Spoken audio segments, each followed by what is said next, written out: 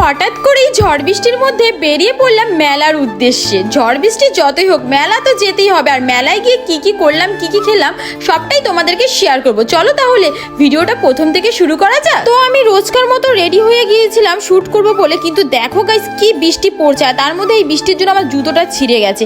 তারপর দেখলাম বৃষ্টি ঠিক হয়ে গেছে, তারপর কোনো মতো আমি একটা ভিডিও শুট করে নিলাম আর দাঁত কেলাতে কেলাতে। তারপর দেখো এই বৃষ্টির মধ্যে বেরিয়ে পড়েছি ঝড় তুফানের মধ্যে। তো ফাইনালি যখন আমরা যাচ্ছিলাম মেলায় তখন কিন্তু বৃষ্টিটা কমে গেছে। আর তারপরে দেখো সৌরভ কিভাবে স্পিডে চলে গেল আমাদের সামনে দিয়ে।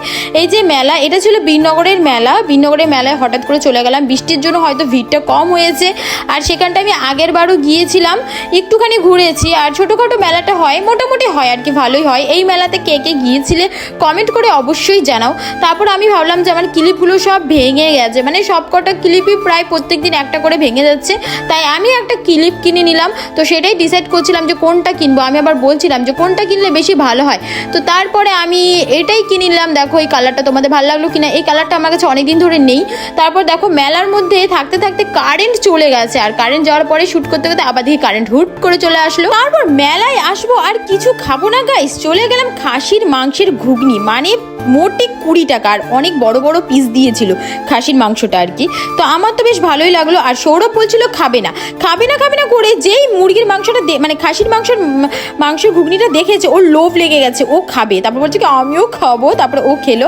তারপর চলে গেলাম বাদাম কিনতে। এই যে বাদাম খাবো না মেলায় গেলে, বলো এই বেলুনগুলো যে কি ভালো লাগে, ভেবেছিলাম একটা কিনবো, তারপর ভাবলাম থরি না আমি বাচ্চা আর মেলায় যাবো। আর মথুয়া কেক তো মথুয়া কেক খাবো না, এটা কি হয়? মথুয়া কেক খেতে কিন্তু আমি ভালোবাসি, যতবারই আমি মেলায় যাই খাই। তারপর পাঁপড় ভাজাও খেয়ে নিয়েছি। পাঁপড় ভাজা খাওয়ার পরে বেরিয়ে পড়ছিলাম মেলার থেকে, কারণ রাত হয়ে যাচ্ছিল আর লোকজন দেখো নেই মোটামুটি।